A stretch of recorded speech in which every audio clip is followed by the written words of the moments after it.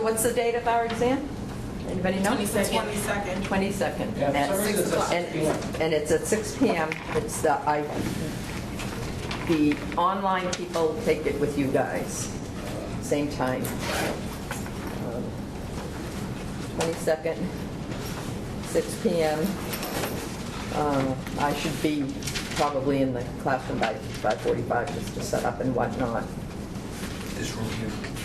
No, I believe it's, I looked at it and I've forgotten.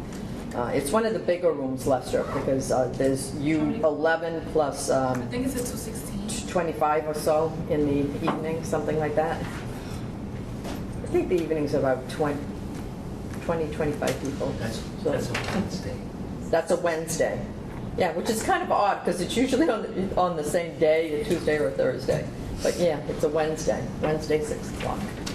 So I've got 20 terms here, and I might, we'll maybe bounce around in terms of discussing them, but in one way or another, there are standards that are issues that you should be seeing when you look at the back pattern for the juvenile law exam. Let me just say, too, just some general guidance in terms of exam taking, especially in my particular exams, because, being in the nature of, remember the triangle, the children's rights, family rights, as well as the state, you may be presented with a fact pattern and asked to present some arguments or advise, say, a parent. Okay, so you would be obviously tailoring your answer in terms of the focus of the question.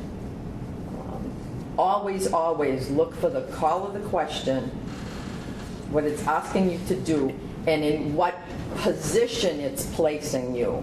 Are you an advocate for parent, child, state?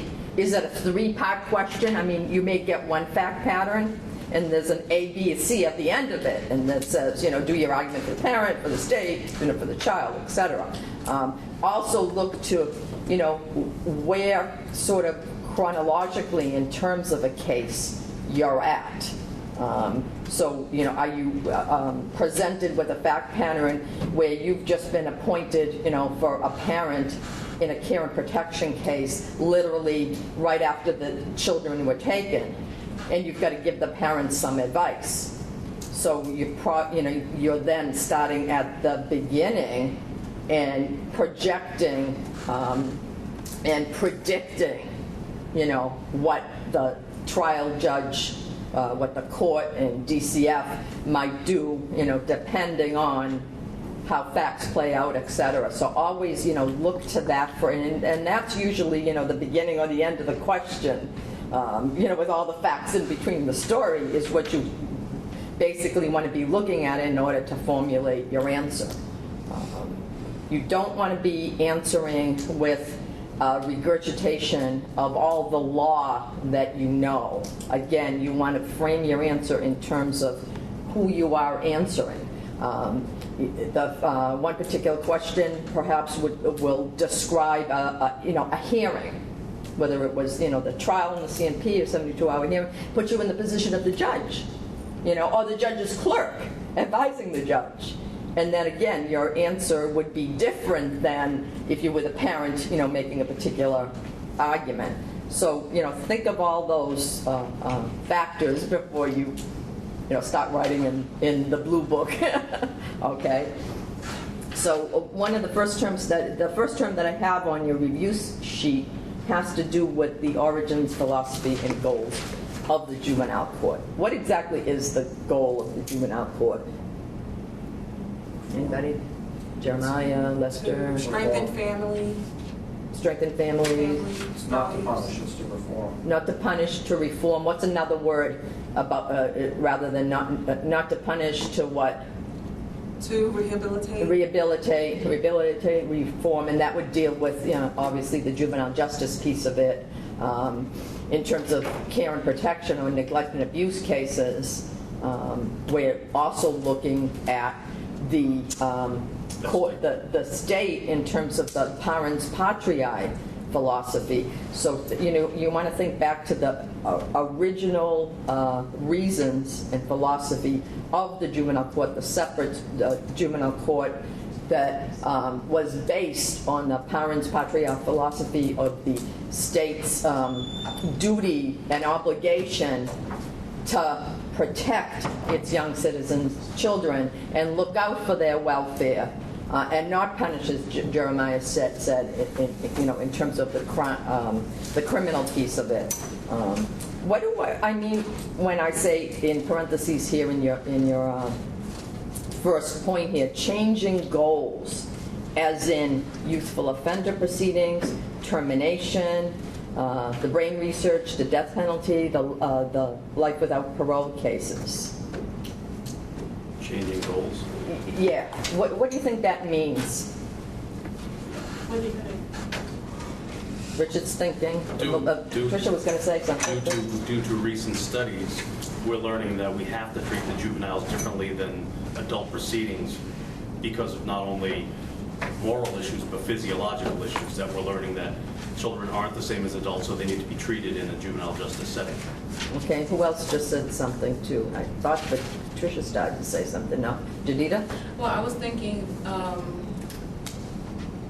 based on different stages, like for example, if it starts out as a CNP, then there will be different goals, and then after these goals are, after they try to do something, they might change it to something else.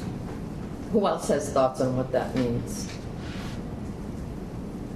So we just talked about what the original philosophy and goals of the juvenile court is, right? When you all said kids are different, it's a separate court, we want to rehabilitate, we want to protect, etc.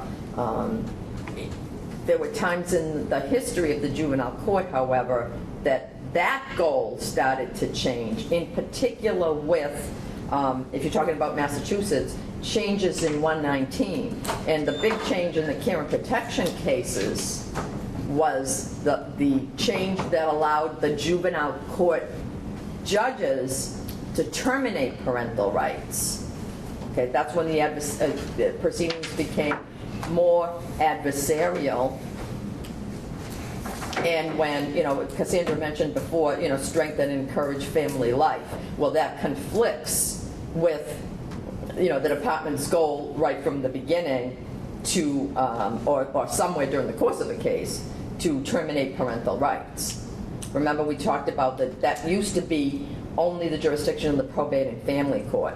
And so truly the old care and protection cases used to be really about helping, let's do whatever we can to help this family, to offer services so that the hopefully temporary unfitness can be rectified.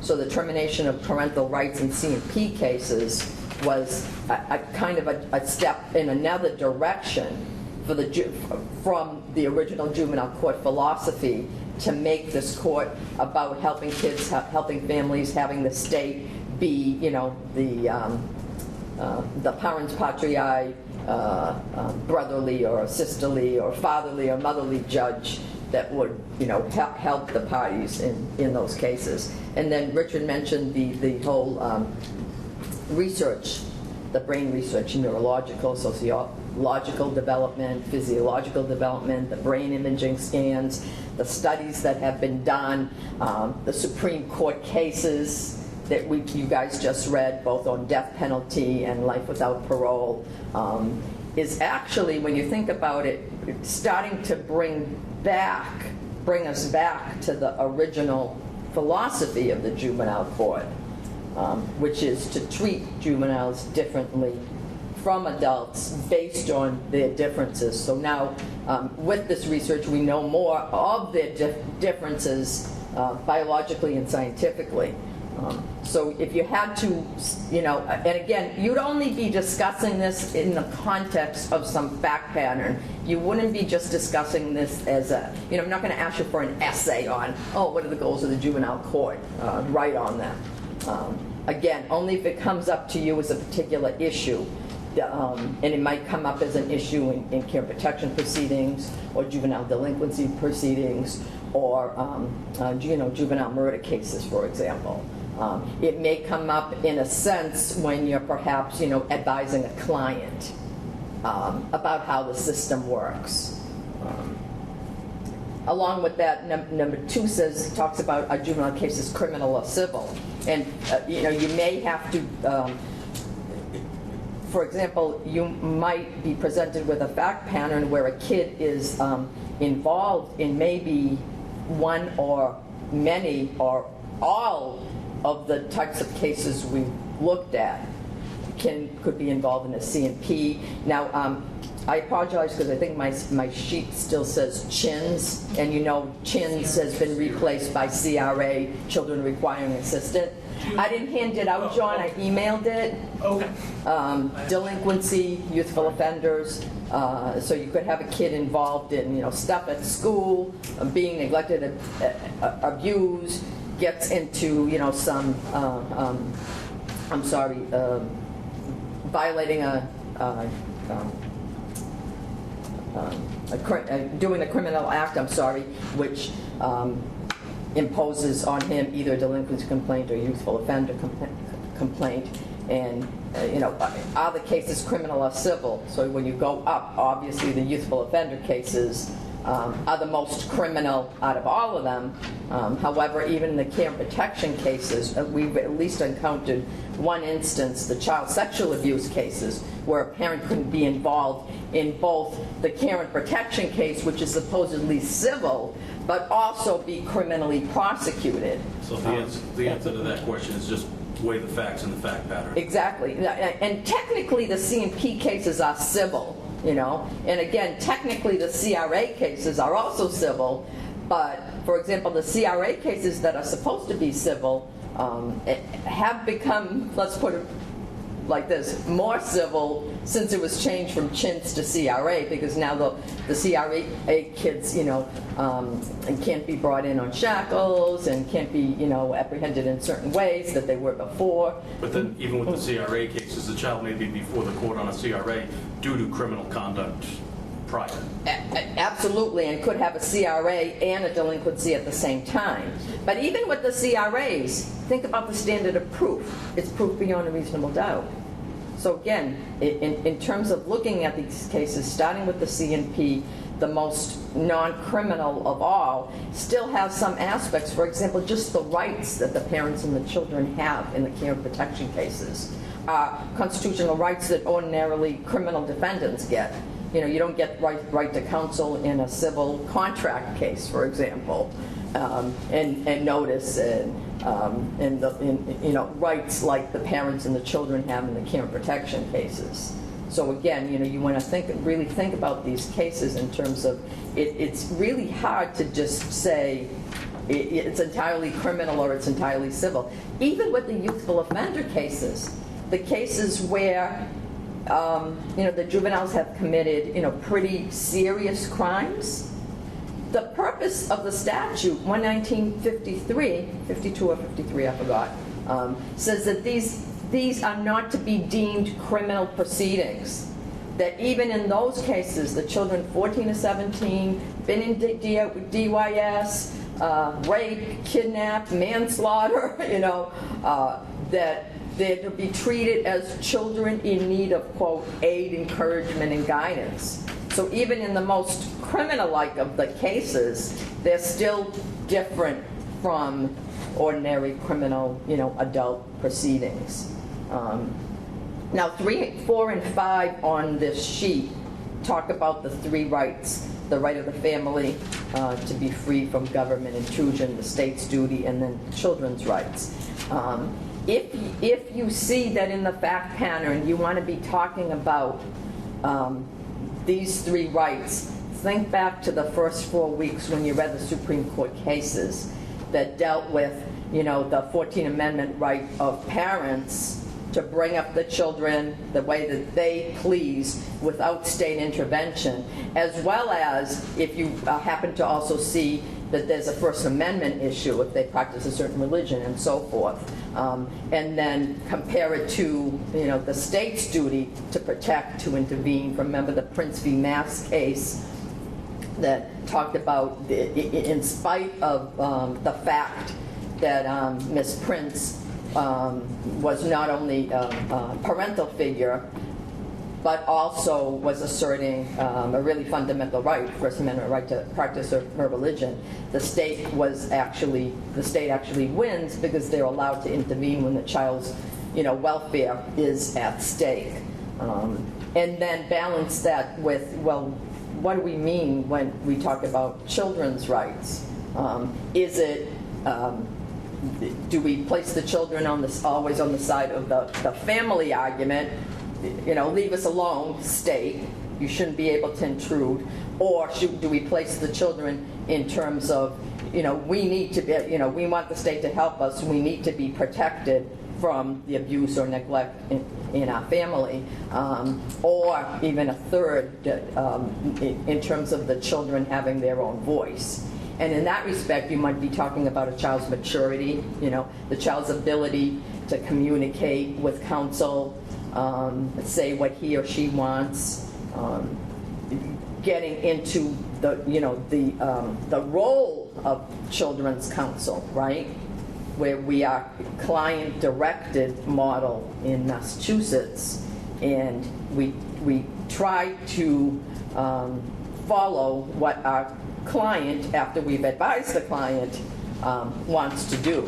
And if the client is unable, for example, you have a 1-month-old infant that you're representing, what do you use? You use your substitute judgment approach. If that client was able to articulate to you what he or she wanted, then this would be the course of action.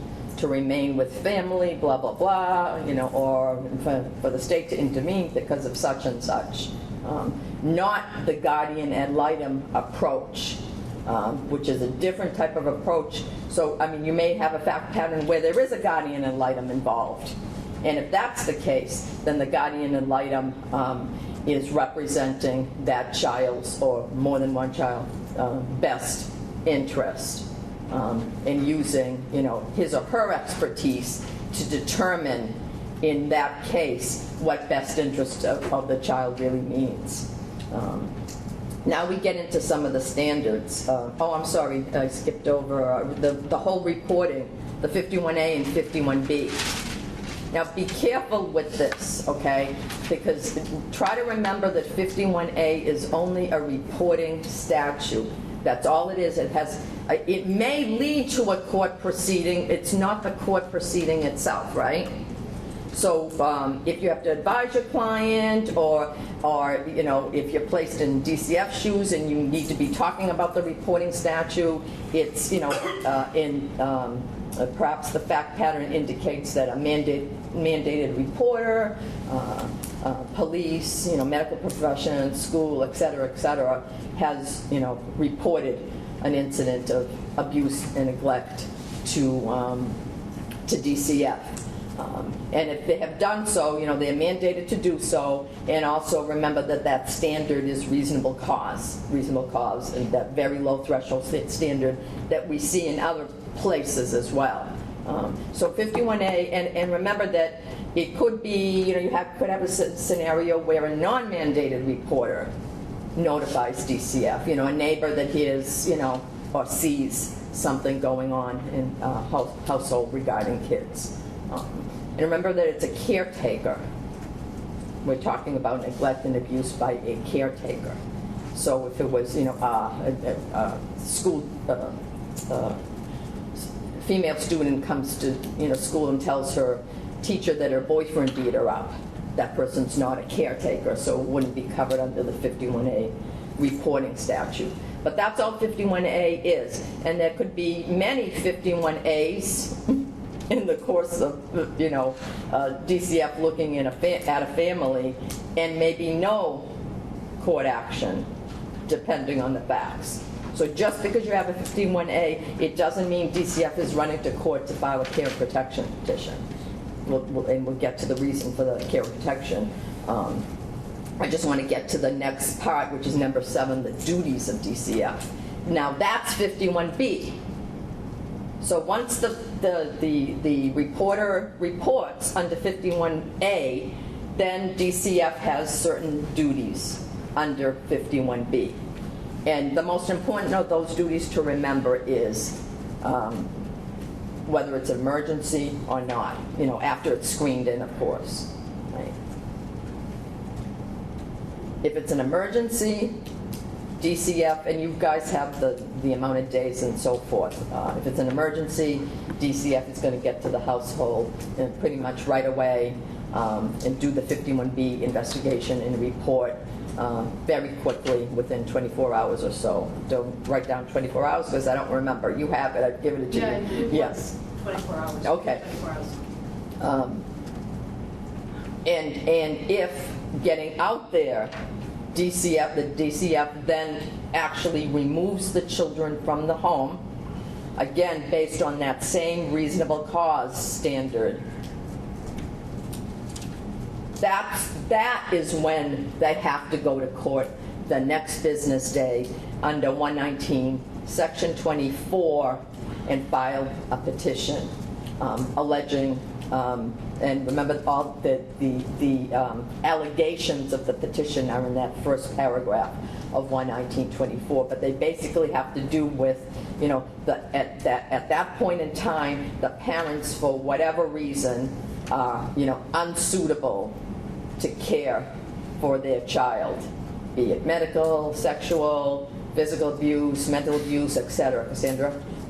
Just going back just a little bit, for when it's the investigation under emergency, it has to be done within 2 hours, but then it's 2 days if it's not an emergency. I just said I don't remember. I don't have, you guys have the amount of time, but just remember, if it's an emergency, you're getting there quickly, you're finishing that interim report quickly, and if when you got there and you took the kids, you're going to court the next business day to file a care and protection petition. Because why? Because parents have custody. You as DCF, whoever you are, have been able to remove the kids basically just because of the police power of the state. You're an arm of the state. It's a police power which is short-lived. You've now got to get a piece of paper that says that you now have custody, at least temporarily, because of the parents' temporary, perhaps, unsuitability to care for the children. And keeping in mind the emergency for now, so you go into court the next business day, that's called the emergency hearing. It's still covered under 119.24. The standard is still in the statute, 119.24, and the standard is still reasonable cause. Very low threshold, low level standard of proof for a judge to award temporary emergency custody to DCF after children have been removed. And going forward again with the emergency removal, the emergency hearing, at that hearing, the court will appoint, because, and then we're talking about parental rights and children's rights, counsel for parents, counsel for child, or different counsel for different children if they have different needs and interests and whatnot. Will appoint a court-appointed investigator. Now remember, that person is not a DCF employee. That person is an objective arm of the court. Okay, reports to the court, writes a report, submits it to the court. The investigation and report consists of similar things. That's why people get confused. Similar, things that the DCF workers have done. Gone to the home, talked to children, talked to parents, talked to collaterals, looked at medical stuff, school stuff, etc. Writes a report of the facts, and perhaps also makes a recommendation as well. It's that person that's also talked about in 21A as the court-appointed investigator, as well as the expert that gets to testify in the proceedings, subject to cross-examination by all parties, and who, if there is hearsay in the report, it's still more than likely that that hearsay, although defense attorneys can try, but it's still likely that that hearsay will not be stricken, because according to case law, that hearsay has traditionally been allowed. Doesn't mean, again, as I said, the defense counsel might not at least attempt to, look at the sources. Who are the sources? Can they be identified? Is there improper opinion in there? And so forth. So traditional things that you normally do as a defense attorney in a motion in limine, you might try to strike portions of the court investigator's report. But just remember that again, that person is the arm of the court that gets to basically to tell the judge, when that person testifies, tell the court what he or she saw, what he or she, again, being an expert in this field, has seen of the facts and how they should be applied in this particular case. Jadina. You said hearsay is traditionally allowed. Is this the same standard for the 51B investigation, or just the court-appointed investigation? Oh, okay. No. Not the same. So, the cases that you've read, and you've had a few of them, that dealt with they're talking about this person and that person's report being allowed in as evidence. A couple of things I want to say about that. There's also a different kind of report that comes into the court, and that's the social worker.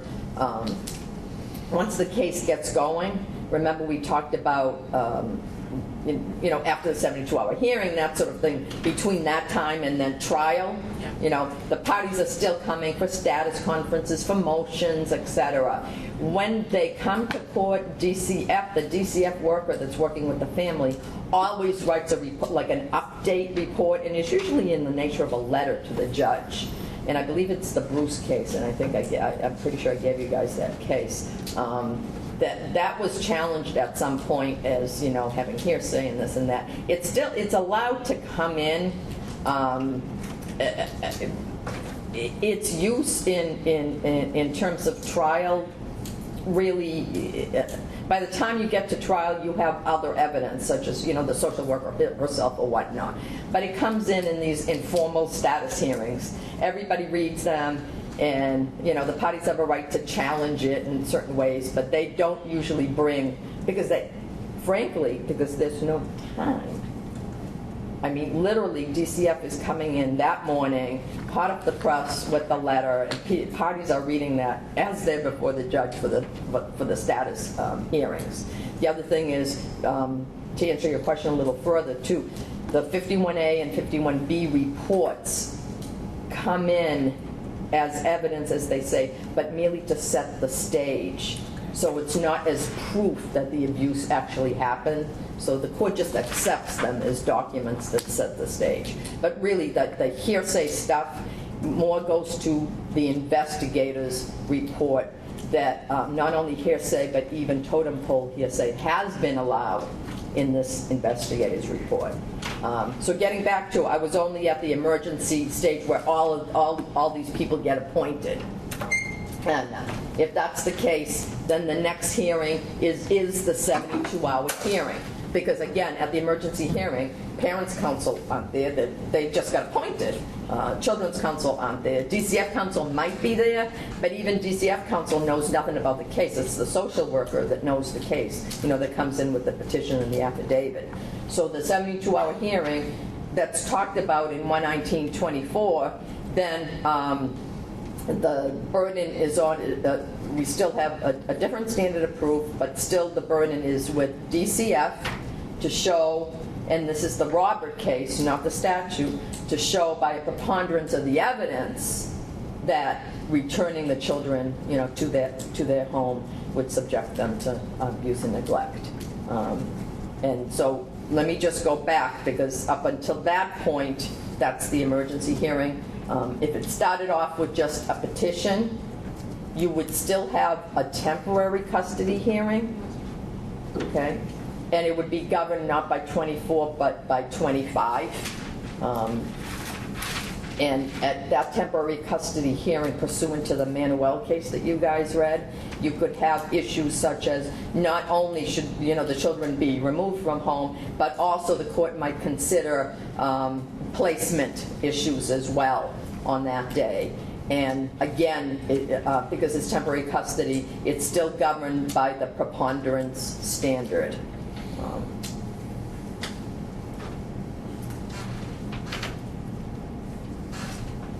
Few other issues. Another issue that comes up between. I'm sorry. So at the 72-hour hearing or the temporary custody hearing, again with the effect being the same, if DCF gets custody, that means DCF can pretty much, remember parens patriae again, can control visits, can sign, permission slips for school, for example, can basically can act as a parent because DCF has custody. Now, this is when you sometimes see parents or children's counsel filing the abuse of discretion motions. This is the Isaac and Jeremy cases that we read. So you might have a situation where parent is saying, I lost at the 72-hour hearing, but that was a month ago, and I haven't seen my child. They haven't set up any visits. Well, that could mean that DCF has abused its discretion, has not followed its own rules and regulations. Remember now, DCF is an agency, so apart from 119 that governs care and protection, apart from the case law, DCF also has to follow 110 CMR, the Code of Mass Regulations, DCF's own regulations. And its own regulations state that visitation must be afforded. And if you have a fact pattern where it looks like either DCF will be moving to, or that an issue was raised whether in fact a parent should see a particular child, that means that DCF actually has to go before the court and hold a hearing to suspend visitation. And that was one of the custody of minor cases where the department actually has to show and the court has to make findings that in order to terminate visitation, to suspend visitation, that visitation would actually harm the child. So apart from that, apart from a finding that visitation would harm the child, if that's not the case and parent isn't getting visitation, then DCF is not following its rules and regulations, and you bring an abuse of discretion motion, and the judge should be should be finding that DCF has not followed the law and should be affording visitation. You might get an issue like that with regard to placement as well. DCF takes the children from the home, has to follow its rules and regulations, and favoring family first, for example, before foster home. You find out that there, in fact, is an adequate family placement that DCF, for whatever reason, has not followed up on, and instead children are in a foster home. Again, you might be bringing an abuse of discretion motion, arguing that DCF has not followed its rules. And that the court should order that it should because it's abused its discretion. So those are a few of the issues that you might see, before you get to the final hearing, where, according to number 9, current parental fitness is the major issue. If it's care and protection issue only and not termination, that's what the court looks at. Under 119.26 governs the final hearing, where the standard of proof is not according to 119.26 because it's not in the statute, but according to the U.S. Supreme Court case of Santosky versus Kramer, current parental fitness by clear and convincing evidence. And that's still DCF's burden, DCF's being, or whoever the petitioner is. Because remember, the care and protection statute really does say any person even though in the majority of these cases, it's DCF that is the any person. So anyway, the petition is burden of proof for the trial itself under 11926 is current parental fitness by clear and convincing evidence. And remember, if you have multiple children, you can be currently fit towards one child, but unfit towards another. So each relationship is looked at as well by the court. And remember that the failure of the parent to take the stand in these cases, because they're civil and not criminal, means that the court can make an inference of unfitness. So if you have a client that's telling you, oh, I don't have to take the stand, right, because, the court can't, well, the court can. At least, it isn't the only factor, but it is a factor that the court can consider. Lester, I saw your hand up before. So if there's multiple children, are there multiple hearings? No, it's the same hearing, the same trial, right? But when the court, now remember that after these trials, the judge has to, it isn't just a one-page decision like you have in a civil case, for example.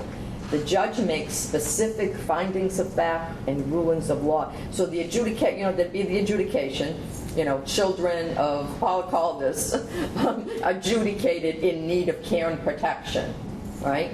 That's the adjudication. Then there'd be a disposition. I'll talk about that in a moment. But the court would also be writing extensive findings of fact that could go on for pages and pages, and also rulings of law. So that if the court finds as to particular children, that's going to be talked about in the findings of fact as well as the rulings of law. So current parental fitness, now if you look at 11926, that's where you also see all the alternate dispositions. So besides, dismissing the case because the department hasn't met its burden, the court could adjudicate in need of care and protection, but still allow the children to remain in parents' custody. That's an option. And then there are other options for other agencies, but the main option is usually adjudicate in need of care and protection, custody to DCF. And again, that's if the current parental fitness standard was met. Now, if in addition to DCF looking to get custody, if DCF, and remember, getting back to DCF's goals as the agency, after DCF got the case to begin with, did the investigation, supported the abuse and neglect report, started to work with the family, did an assessment, then does service plans. And periodically, they're usually about every 6 months or so, different service plans come up. So if DCF had made its goal in the service plan not to reunify, but to terminate parental rights, then the court also looks at that option as part of the actual care and protection trial itself. And that's what I meant before when I said that the juvenile courts didn't used to do this. You would lose custody, and then if DCF wanted to terminate parental rights, they'd have to go to probate and family court. So the juvenile court judge can consider this disposition, this worst case scenario disposition, in the course of the care and protection trial. And in doing so, it connects Chapter 119 with Chapter 210, the adoption statute. And remember the 14 factors that the court looks at, that dealt with, not complying with service plans, the length of time, the bonding with the foster people, the non-cooperation, all of those factors that the court would consider if again, the court is considering whether to terminate parental rights. And that's when you're looking at both fitness and best interest. The best interest test and the fitness test is looked at together in order to make the determination that the parents' consent to adoption should be dispensed with because it's in the best interest because the parent is unfit, unsuitable towards this particular child, etc., and it's not, and it would be in the best interest of this child to be freed for adoption. And that's mostly when you should be talking best interest. If it looks like, or if you have to say, advise your client that this could happen, and it actually goes all the way back to the notice that the client first gets. Because the client has to know, what is the worst possible scenario. And again, it goes back to parental rights, that they should be notified ahead of time. So when they get the care and protection, petition from when they get the summons from the court, the language does say, this may be a case where your consent to adoption would be dispensed with. So even if you didn't say anything, your client, what's this? What's this, counsel? Let me know, what does this mean? I thought that they're here to help me, for example. So then you have to be able, to explain the worst possible scenario relative to termination. Apart from the court doing that, and once the court does that, the only other avenue parent or child is appeals court or SJC. Okay. But apart from that, all rights are done. So no review, no anything else in the court, no DCF working with that parent or that family anymore. Your parental rights are over and done with. If you don't get that as a disposition, then you've just lost custody. And you can come back to the court under 11926 for review and redetermination, asking the court to look at the case again. Here are the changed circumstances. I'd like my child back. Besides that option that the parent or the child might have, the court also annually holds the 11929B, the review hearings, and the court in and of itself reviews the case and what's happened in the last year with this kid or these kids that have been again in DCF custody, and perhaps at that time there's a plan for reunification, or maybe there's a plan for termination as well. But again, unless you've lost parental rights, you still have all of the other rights: the visitation, the right to have services from DCF, the right to come back in for review. Richard? I'm just a little lost. Yeah, that's okay. In 119, Section 26, you're in the hearing and you said that the judge can make a finding regarding Chapter 210, the termination of rights. Is he going to make the final decision in that hearing, or is it going to be an opinion? Yes, and it's going to be the same thing, adjudication, finding of facts, rulings of law. You get that in the mail, you call your client, we lost, do you want to appeal? Other than that, your client is done in terms of... Is the only reason for the 210 termination hearing, if we're not going for a 119, if we're not going for a C&P, that's why it'll go to... No, you already have the C&P. The C&P is what started the case. Okay. It's a care and protection case. In juvenile court, it's care and protection. So the 210 hearing is part of the 119? Yes. When DCF says we want to terminate? Because it's part of the amendment to 119 that gave the juvenile court the authority to use 210. That used to only be a probate and adoption family court statute, basically to use 210 to terminate parental rights.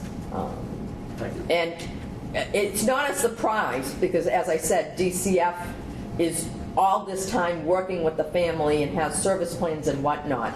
And the attorneys all talk to each other, so when and if it's DCF's goal to ask for termination.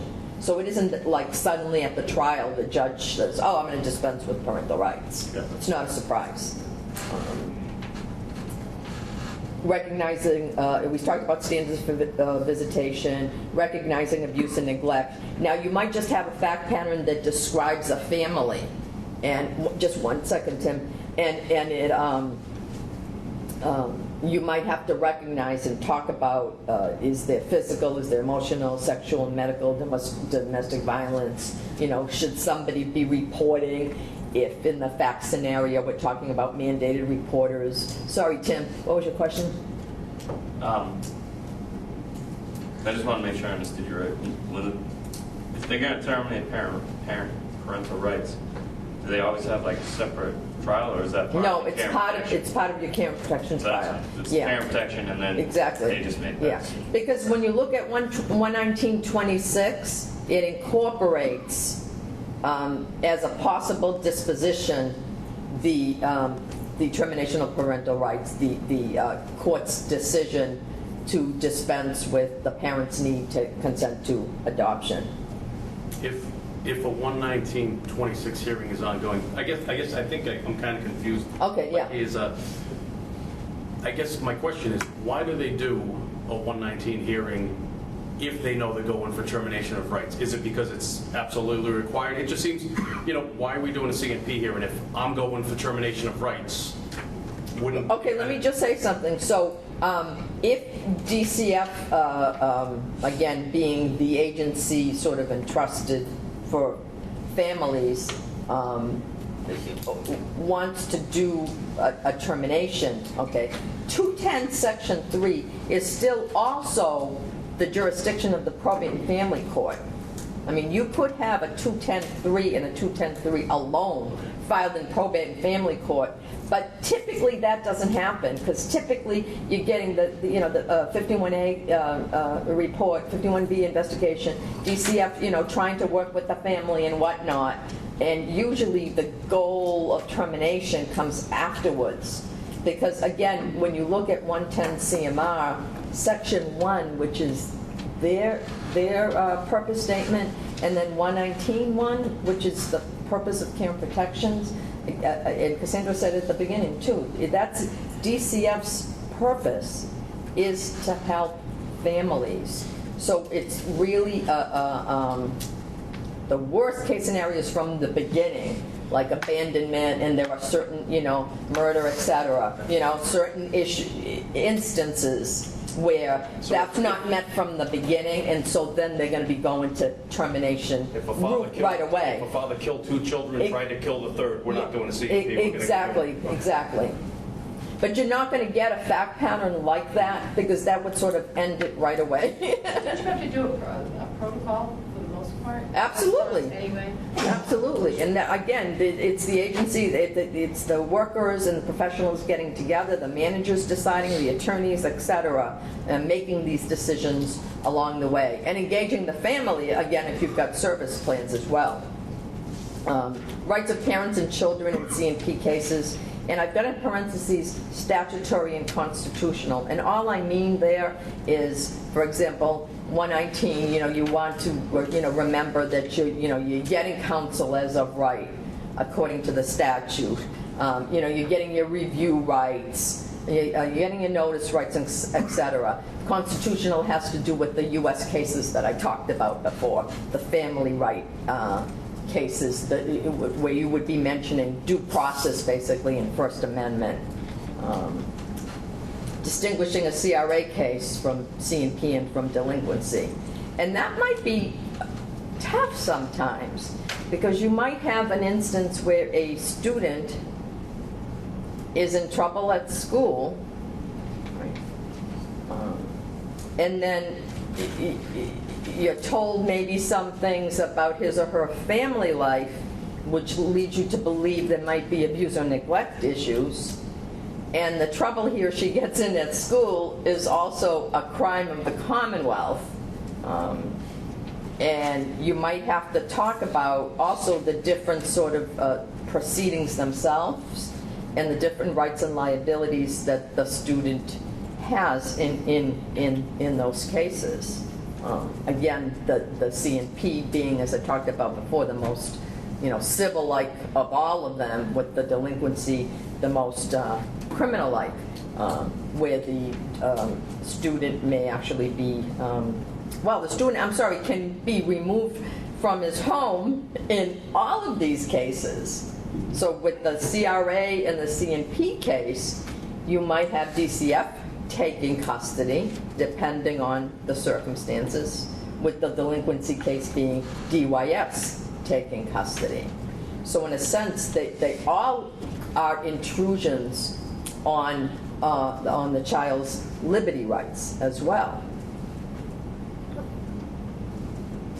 Which gets into students' rights, which is my next point as well. You might have to distinguish between that student's rights at school versus the student's rights in the court process. So if it's a school, remember it's the minimum due process rights. It's only notice and opportunity to be heard, which could be as minimal as come to the office, you're getting suspended, go home. Do you want to, do you have anything to say? That's still due process. But it's the minimal due process because the student doesn't have a constitutional right to education. And then we talk about the school's right to student safety and all of the other educational goals. Whereas if the reason for the school discipline, has to do with something that then becomes a filing in the juvenile court, now you're talking about the juvenile having more rights because the juvenile's liberty is at stake. Even in the CNP cases, because the juvenile could be taken from the custody of his or her parents and placed in DCF custody. Even though, again, it's really not talked about as a criminal case, it's still a taking of some sort of liberty in terms of family, the rights to be with family.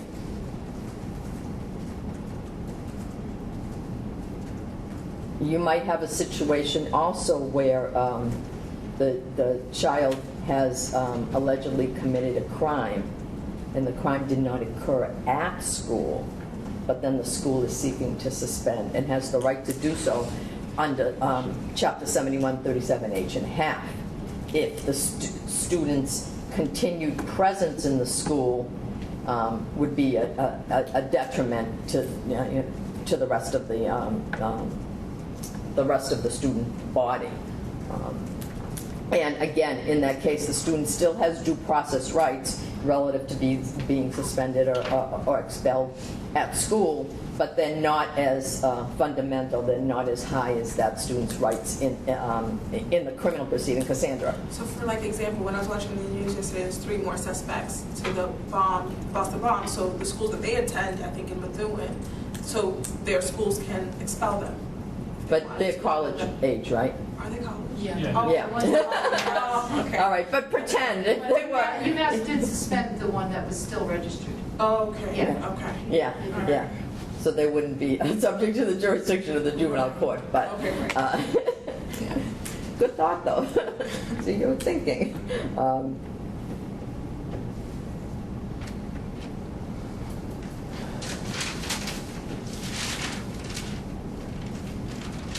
So getting to the criminal area, you might be presented with a fact pattern where the juvenile has allegedly committed a crime, and depending on the age, you might have to talk about delinquency or youthful offender or both. So for example, you could have a 13-year-old that killed somebody, but that stays in the juvenile court because it's not in the magic age of 14 to 17. Or you could have a child that is in the magic age of 14 to 17 and maybe, has hurt someone and maybe has hurt someone rather badly. That's still in the discretion of the district attorney's office. Technically, it falls under the definition of youthful offender. But remember, the statute says, may file a delinquency complaint or a youthful offender indictment. So you might have to talk about this could happen or that could happen. Maybe you're put in the position of having received a call, maybe by the kid's parents, for example. And, this just happened, we want to retain you as counsel. and you might have to give advice. So you might have to talk about the possibilities of delinquency versus youthful offender, and talk about the worst case scenario of both. If say the person that the child hurt then dies, say they were in the hospital and they died, you might then also have to talk about the possibility of murder charges, which then would not be within the juvenile court jurisdiction. So you'd be talking about a murder case, and then you'd have to mention what case that you just all read, Jeremiah? Oh, Evan. The Vietnamese one? Oh, well, that's about false confessions, but I think Cassandra just said Evan it. V. Miller? You're giving me his first name and his last name. I know you're thinking of the case. McNeil. Huh? Wasn't it the McNeil case? No? Evan V. Miller. It's Evan Miller. Milton, Alabama. Miller v. Alabama. Oh, You might then have to talk about Miller v. Alabama, where the Supreme Court held that mandatory life without parole, which is in effect what we have so far in Massachusetts, is unconstitutional for juveniles. And that, so you may have to talk about that. And Jeremiah just was talking about the Tran case, the Worcester, the little girl from Worcester, the video that I just sent you guys that deals with, false confessions. So you may get a fact pattern that says, it gives you facts such as the kid was at the police station for a really long time, was only given a Coke and was hungry, asked to leave at some point and was poo-pooed, or was asked if she or he wanted parent present, and said no. So you might have to talk about, and depending on the child's age, wasn't a meaningful opportunity to consult with an interested adult. Or you might have parent coming and parent being, under the influence, or parent being very aggressive with child, encouraging in a very aggressive way to tell the cops, I've had it with you, etc. Does that mean that person wasn't in fact an interested adult, and should the confession be thrown out? So if you were given a fact pattern where you actually represent that person, you might talk about, well, I would be filing a motion to suppress, based on, these particular reasons.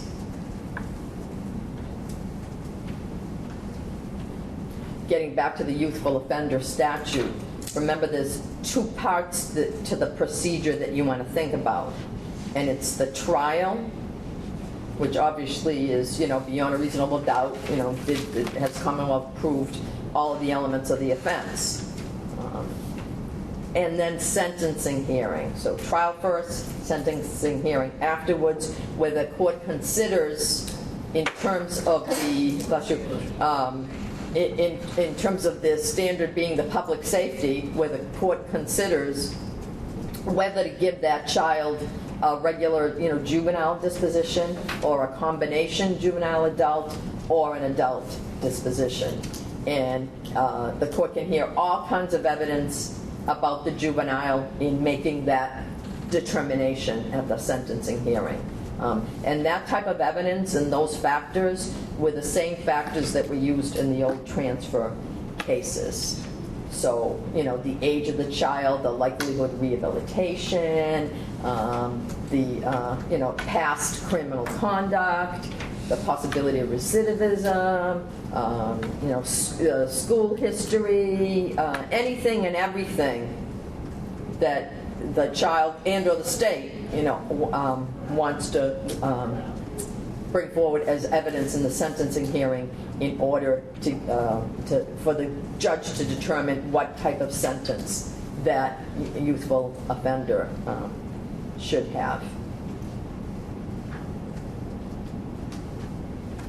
the possible ethical situation you might end up with, the slash ethical role of counsel, might come up something like when we did the child sexual abuse cases, where you have what you've determined to be a child that could be in some sort of danger of neglect or abuse, but the child who, to your knowledge, is mature enough to understand his or her defense, is asking you to say remain and to advocate strongly against, say, DCF if it was a camp protection case. How do you deal with something like that where your role as counsel should be client directed, yet you feel that that child would be placed in danger? And that's when you might get into the possibilities of guardian ad litem or someone else that could be actually taking that role of best interest.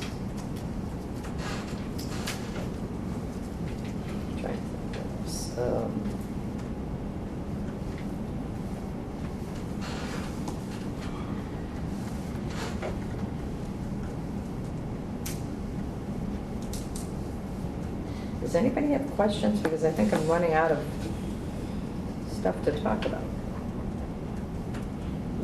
So the only difference. Oh, John had his hand first, and then Patricia. Just about the GL, were you suggesting that if there was a situation where I was an attorney for a child who I felt had been sexually abused and it was going to continue, but the child still wanted to be with their family, that I would make a motion or talk to the court? Well, see, that's a good question, because, if you make a motion, you're absolutely right. You could get in trouble, because in doing so, moving for GAL, why? Or moving to withdraw, why? Well, I can't disclose why, because that's the nature of a confidential client attorney privilege. But here's another thing that we talked about, I think, a little bit, that if you've you've developed, hopefully, a true attorney-client relationship. And that includes not only you fighting it out in court and being an advocate, but really advising your client. And while, there are ways, and this again gets into the nature of the differences between kids and adults. Yes, that person is your client, but having taken into account the differences and, and knowing and hopefully specializing, because we have CLEs on this, how you deal with that child client and what kind of advice and how you talk to them. That child client might arrive at a different conclusion, after you've spent some time with him or her. And hopefully that conclusion will protect them. I hope that helps. These are really tough issues. Well, I would think, to be honest, I would think if there was no GAL appointed, there's going to be less of a chance that the truth is going to come, the actual complexity of the situation would come out. If I was just advocating for what... And usually, and the juvenile court judges are very astute about situations like this. So if it truly was a case like we're talking about, you're not going to have to ask for the GAL. The judge on his or her own is going to appoint a GAL. But what I was saying to you also, John, was the fact that you can bring this client around. If that's, but again, it still has to, in the end, be the client's mature, informed decision. Yeah.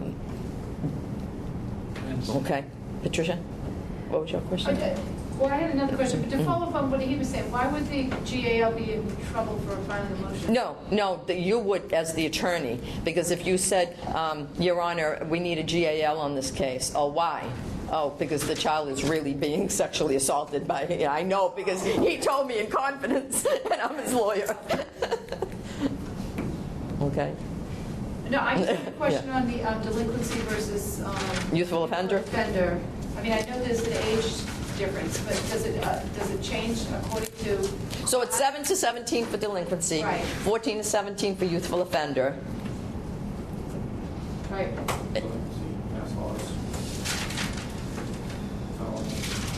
Okay, so the youthful offender would be a higher level crime if they're 14 or older.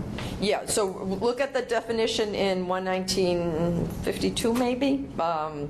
Remember, we had it on the board. It had to do with DYS involvement, infliction, threat or infliction of serious bodily harm, and then the other was all these gun offenses. I'm sorry, and I said DYS, didn't I? Yep. And felonies. Yeah, felony, Okay. car responsible by. But again, even with those, it's the DA that's going to make the choice of whether to file a delinquency complaint or a youthful offender indictment. Okay? You Yeah. had mentioned in the, regarding Miller v. Alabama, it's a good case to know. You want us to cite cases? It just, well, you know, I mean, Galt, Roper was the case that, outlawed then the juvenile death penalty, again in accordance with brain injury stuff. Roberts set the standard for preponderance. Some of the cases that we mentioned more than once. Of course, I mean, it's not an open book exam. Years ago, I used to do an open book exam, and then I expected too much from people, so I just decided not to. So it not being an open book exam, certainly it's hard to remember, cases. If you can be specific about rights, that's fine too.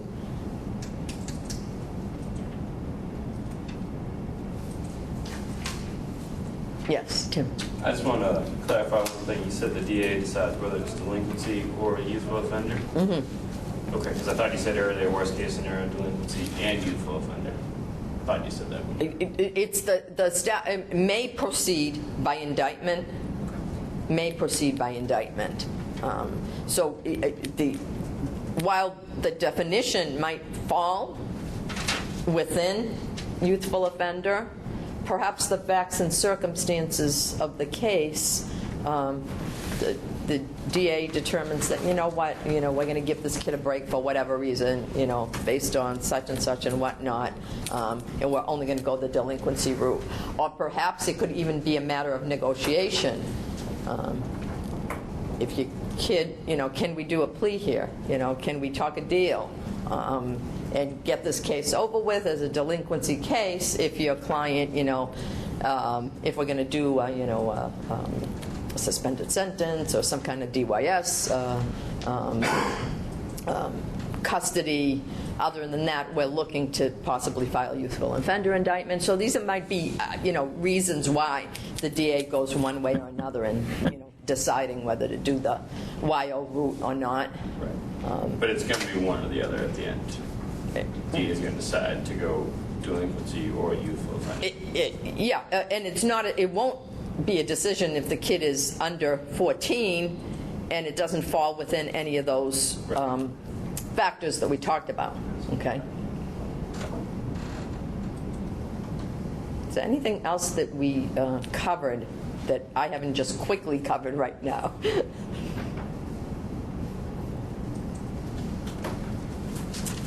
Could you guys do my evaluation before I leave and have somebody, whoever is here last, bring it down?